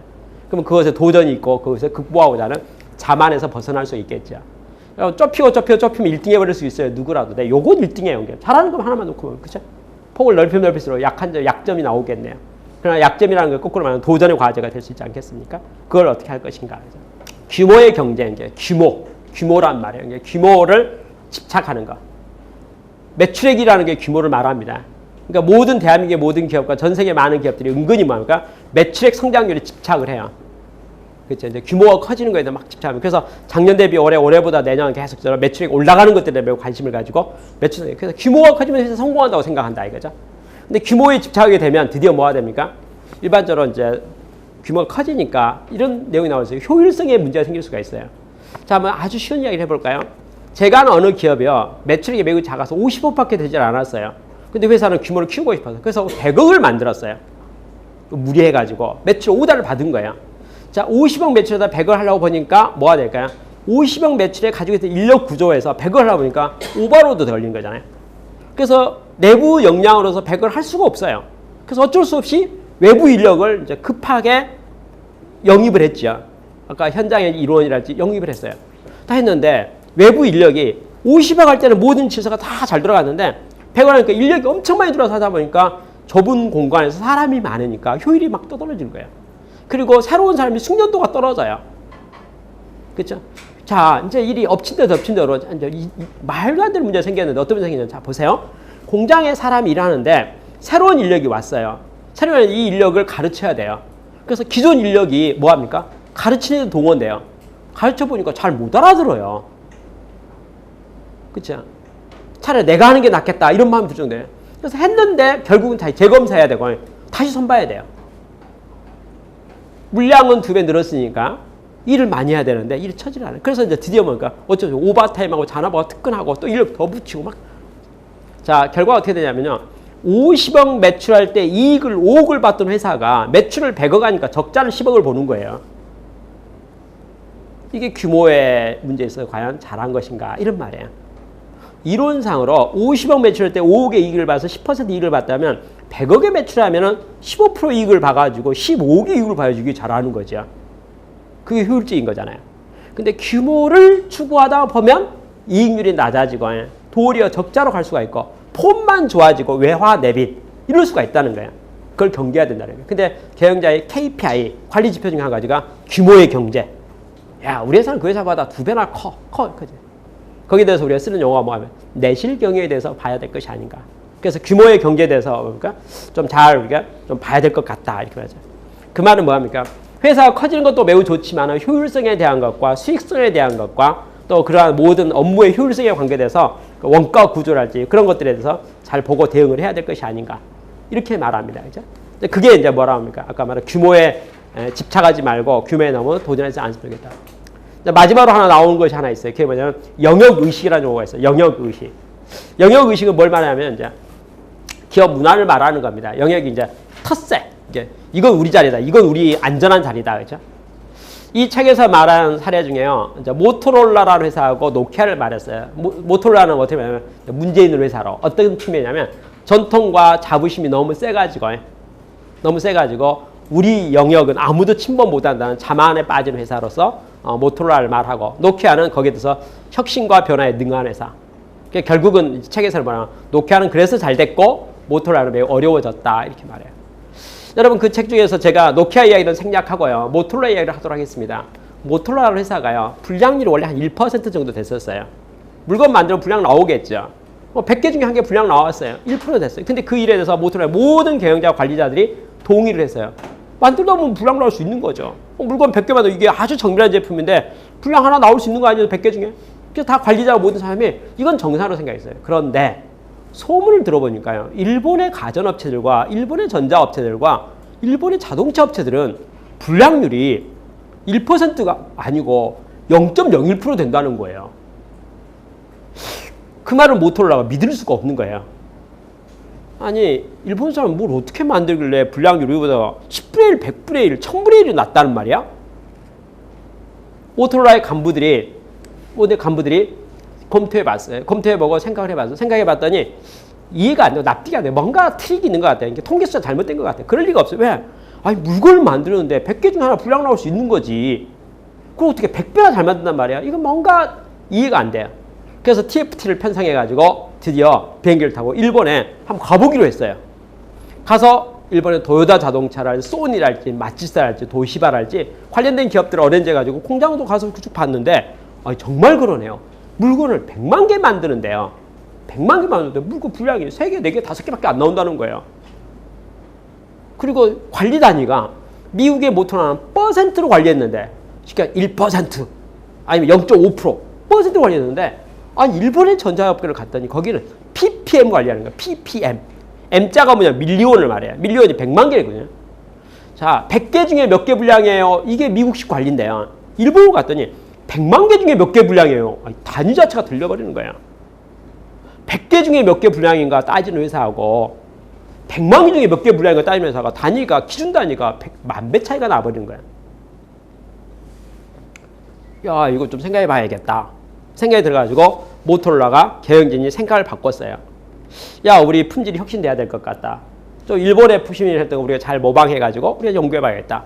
라고 해서 TFT를 만들어가지고 새롭게 품질 혁신 프로그램을 만드는데 그 프로그램이 식스시그마 기법이에요. 모토로라가 식스시그마 기법을 창안을 했어요. 미국식으로. 그리고 그것을 가지고 프로그램을 싹 돌렸는데 아까 말한 일본의 벤치마킹했던 데이터를 알고 있기 때문에 목표치가 뻔해요. 100만 개 중에서 분량을 3개, 4개 나오도록 수준까지 개선하자. 이것을 식스시그마 레벨이라고 그랬어요. 그리고 나서 현재 분량률 1% 되는 것을 100%, 그러니까 100개 중에 1개 분량 나오는 것을 100만 개 중에 3개 나오도록 개선하자. 이렇게 목표를 잡고 활동을 한 거예요. 그랬더니 목표도 매우 높았을 뿐만 아니라 자기들이 본 것도 있기 때문에 안 하면 안 되는 거예요. 왜? 그래야 일본 따라가죠. 그랬더니 어떻게 됐을까요? 결과가 좋아져가고 100만 개 중에 100개, 50개 분량까지 내려간 거예요. 3.4 ppm까지는 못 갔지만 3개, 4개까지 못 갔지만 그래도 단위가 이제 드디어 퍼센트 관리가 ppm으로 관리됐고 100 ppm을 달성한 거예요. 품질이 1000배가 좋아지고 100배가 좋아진 거예요. 모토로라가 은근히 얼마나 기분이 좋겠습니까? 기분이 좋아져 싹 이제 남에게 자랑하고 싶은 거예요. 일본에서요 품질 관리 정말 잘하면 1년에 한 번씩 국가 품질 관리 상을 주는데 그 상 이름이 데밍상이에요. 미국에도 그런 상 제도가 있어요. 미국의 상무부에 말콤 볼티라는 사람이 미국의 제조업의 경쟁력을 위해 가지고 우수하고 잘하는 회사를 표창을 해줘요. 그게 말콤 볼티 상이에요. 모토로라는 너무 기분이 좋았기 때문에 손들었어요. 저 회사 혁신 잘하고 있습니다. 와서 보세요. 미국에 많은 전문가들이 팁을 짜가지고 딱 모토로라 가서 보니까 와, 그 짧은 시간 동안에 품질이 막 100배씩 1000배씩 좋아졌네요. 이럴 수가 있는 건가? 그렇죠? 그래서 말콤 볼티 상을 모토로라가 받았어요. 미국을 대표하는 제조업이 된 거예요. 품질 혁신의 대표적인 회사가 된 거예요. 그래서 모토로라 회사의 식스시그마를 추진했던 TFT 멤버들이 회사를 퇴사하고 나가가지고 식스시그마 컨설팅 회사를 만들어가지고 컨설팅하기 시작했어요. 그래서 우리가 이름 알고는 매일 제너럴 일렉트릭 있잖아요. 그런 회사도 컨설팅을 해갖고 지휘가 식스시그마 기법으로서 또 한 단계 더 업그레이드한 거예요. 그러니 원조인 모토로라가 얼마나 자부심이 좋았겠습니까? 그 말이에요. 원조인데 우리 식으로 하면 돼 이렇게 말하는 거죠. 우리가 매우 잘하고 있어. 그게 이제 영역의식이에요. 우리가 원조야, 텃세야. 우리는 잘해. 그러한 텃세와 자부심 속에서 뭘 안 할까요? 너무 자부심이 강하니까 식심의 기법만 고수하고 있으니까 신제품 개발을 열심히 잘 안 하게 되고요. 안 해도 돼. 그렇죠? 그렇죠? 대응력이 약해지니까 시대에서 밀려나 버린 거죠. 밀려나 버리죠. 현재 모토로라는 그 좋았던 화려했던 명성, 식스맨 기법의 원조라고 하는 그 자부심에 걸맞지 않게 현실적으로 전자 제품, 특히 휴대폰 분야 있잖아요. 그 메인 아이템인데 이름이 거의 없다시피 한다 이거. 지금 2012년에 핸드폰 시장에서 가장 강자가 두 개 있네요. 애플사하고 삼성전자네요. 근데 여러분 몇 년 전만 해도요. 몇 년, 5년, 10년 전만 해도 애플사는 휴대폰 시장에서 이름도 없었어요. 이름도 없었어요. 그 다음에 과거의 숫자 보면 삼성전자도 1등 노키아, 그쵸? 2등 모토로라, 그 3등, 4등 해갖고 삼성전자, LG전자 이런 모양을 거고요. 그쵸? 근데 지금 삼성전자가 1등이에요. 규모나 양에서. 애플 1, 2등은 막상 막 하고 있어요. 그리고 이름상에 노키아도 이름이 안 보이고 모토로라도 이름이 별로 잘 보이지 않고 현재와 미래에 있어서 걱정이 된다. 이게 영역이에요. 쉽게 텃세. 이 자리는 내가 독점.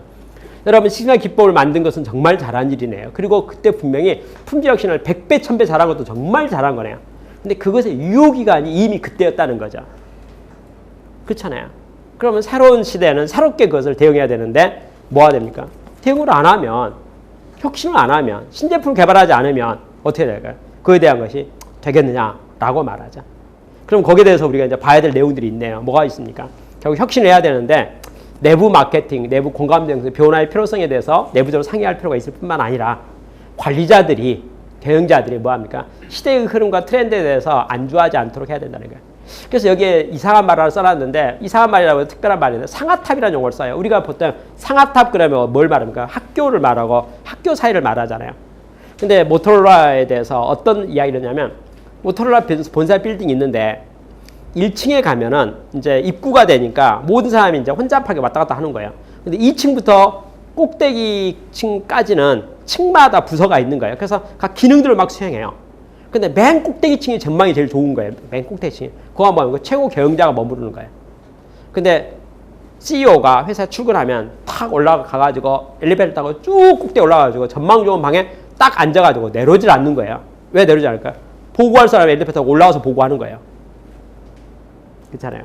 그래서 드디어 뭐합니까? 모토로라의 빌딩 안에 맨 꼭대기층에 벗어나지 못해 갇혀 사는 거예요. CEO가 그 방을 벗어나지 않으면 상하탑에 갇힌 거와 똑같은 거다 그 말이죠. 빌딩에 꼭대기층에 딱 갇혀있고 출근 딱 하면 퇴근하고 그 방에만 그 자리만 가만히 앉아있는 사람이 미래의 시대의 흐름을 읽을 수 있을 것인가? X. 불가능하다는 거예요. 그럼 어떻게 하면 좋겠는가? CEO가 밖에 나가서 고객을 만나야 된다는 거죠. 고객의 목소리를 들어야 된다는 거죠. 그래야지 시대의 흐름에서 고객이 뭐라 하는지를 듣고 판단해가고 회사의 방향키를 틀 수가 있는 거죠. 근데 아까 말한 영역에 갇혀있는 기업들 있잖아요. 기업들은 어떤 영향을 합니까? 그냥 갇혀 사는 거예요. 그냥 그 안에 있는 거예요. 그냥 자부심이 있는 거죠. 그래서 매우 중요한 이런 키워드가 있어요. 어떤 말이냐면 회사가 잘 돼가지고 본사 건물을 멋있게 화려하게 짓는 순간 그 회사의 쇠퇴가 시작됩니다. 이렇게 말해요. 그 빌딩 짓기 전까지는 얼마나 열심히 부지런히 뛰어가지고 명성을 가졌겠습니까? 근데 집을 멋있게 지어놓고 나니까 이제 집 지켜야 되잖아요. 그래서 전부 집안을 다 갇혀버리는 거예요. 상하탑 작전이에요. 다 갇혀갖고 나오질 않아요. 이 멋진 거, 환경 좋은 곳에 벗어날 생각이 없어요. 그래서 밖을 안 나가요. 고객을 안 만나요. 그래서 시대로부터 유리돼 버리는 거죠. 신제품이 나오고 고객의 불만이 놀라가도 그런지도 몰라요. 왜? 내부 보고는 약간 좀 각색돼 버리기 시작하고. 그래서 시대와 유리돼 가지고 망하는 거예요. 그래서 큰 대기업이 빌딩 멋있게 짓고 본사 건물 짓고 남에게 드디어 매스컴에서 나오는 순간 그 회사의 멸망의 징조고 그 회사 쇠퇴의 시작이고 이제부터 그 회사가 망합니다. 그죠? 그게 바로 정점을 찍었습니다. 이런 논리예요. 상하탑 논리예요. 그죠? 그러니까 영역 다툼에 대해서 우리가 그걸 좀 잘 봐야 될 것이 아닌가. 그죠? 그래서 이 책에 이제 결론이 나와요. 결론이 뭐냐면 어떻게 할까요? 지금 말했던 모든 내용에 대해서 예방하면 좋겠습니다. 예방. 예방. 쉽게 해서 실패 코스가 너무 크니까 잘못되고 나면 너무나 부담스럽다 그 말이죠. 잘못되기 전에 그걸 좀 봐야 될 거 아닙니까? 이렇게 말합니다. 예방에 있어서 이 회사, 이 자료에서, 책자에서는 크게 세 가지 키워드를 제안하고 있어요. 1번은 뭐냐면 리더십에 대한 이야기 중에서요. 아까 그 많은 것을 다 끌어가려면 아까 좋은 대안을 말했는데 그냥 끌어가면 결국 리더십이 잘해야 될 것 같다는 거예요. 근데 리더십의 전략이 세 가지가 있다는 거예요. 1번 전략이 뭐냐면 현상 유지 전략. 그렇죠? 현상 유지 전략을 가지고 있는 전략은 어떻게 해야 됩니까? 회사의 미래의 성장을 보장해 주지는 않습니다. 그렇죠? 그러니까 평균 이하가 될 수가 있습니다. 현상 유지 전략은 리더십 입장에서 좋은 전략은 아닌 것 같습니다. 그 말이에요. 두 번째 전략이 위기 경영이라는 전략. 위기 경영이 뭐냐니까 아까 말한 그 말 하는 거예요. 어떻게 말합니까? 현재의 미래, 연속선상의 미래가 있지 않다는 것을 말해가지고 그걸 계속 변화를 추구하는 거. 이게 이제 위기 경영이죠. 그러면 다행히 평균 수준과 그 이상으로 성장을 가능하다는 거예요. 그런데 뭐합니까? 최고가 될 수는 없다는 거예요. 그러니까 생존은 보장되는데 이게 쉽게 해서 아까 말한 현상 유지 전략을 쓰게 되면 리더가 그러면 회사의 미래가 없다. 그러니까 안 커진다. 더 내려갈 수 있다. 등수가 내려갈 수 있다. 이렇게 말하는 게 마이너스로 되는 거죠. 마이너스로 보는 거예요. 근데 위기 경영을 하게 되면 계속 변화에 노력하고 부응하고 있으니까 나빠지지 않는 거죠. 좋아지는 거죠. 그렇죠? 근데 바람직한 건 뭘까요? 여기서는 선도 경영이라고 해서 선도 경영. 그러니까 선도 경영이라는 말은 뭐냐면 이제 리딩 컴퍼니가 되는 거죠. 업계의 리딩 컴퍼니가 되는 거죠.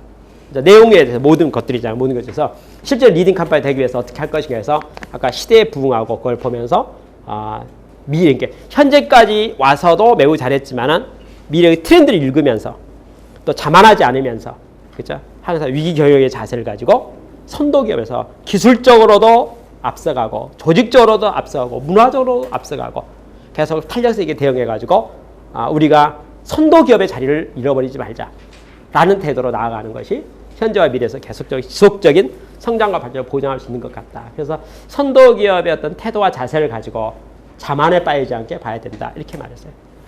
여러분 지금까지 말했던 단어들이요. 사실은 맥락이 같은 단어예요. 아까 현실 부정이라는 말, 오만, 타성, 핵심 역량 의존, 경쟁 근시한, 규모 집착, 영역 의식 이 모든 말이 어찌 보면은 다 뭐냐 지나친 자부심이 그 말이죠. 과거의 성공 체험이 현재 위기가 될 수 있고 미래를 위해서는 혁신에 대해서 지속적인 변화에 대해서 도전하지 않으면 안 된다. 라고 하는 교훈을 말합니다. 다시 맨 처음으로 돌아와서 이런 이야기를 결론을 낼 수가 있겠네요. 기업이 영속하기 위해서는 변화의 필요성은 필수라고 하는 것을 받아들일 필요가 있겠습니다. 그리고 기업의 사이클이 기업의 수명이 정말 짧아져 가고 있는 현재 추세로 봐서는 시대의 변화에 민감하지 않고서는 생존이 안 될 것 같습니다. 그죠? 그러니까 과거의 실적 오늘이 왔다는 건 너무 좋은 이야기지만 과거의 실적이 현재와 미래를 절대적으로 보장해 주진다는 것은 조건이 되질 않습니다.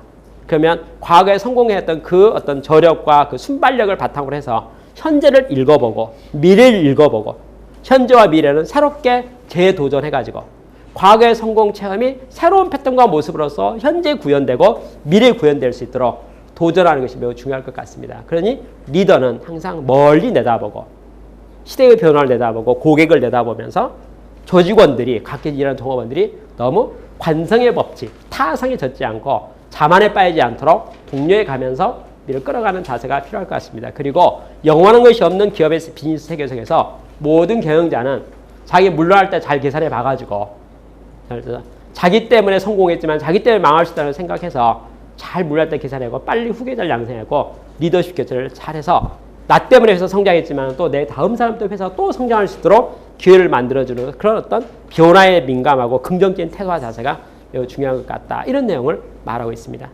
뭐 이상으로서 제가 여러분에게 배드 헤빗, 그러니까 다 아는 내용이긴 하지만 그죠? 다시 한번 우리가 경각심하고 초심에 돌아가 상상 변화에 민감하게 반응해야 된다라는 어떤 주제를 가지고 있는 우리 배드 헤빗에 대한 강의를 마치겠습니다. 마쳤습니다. 감사합니다.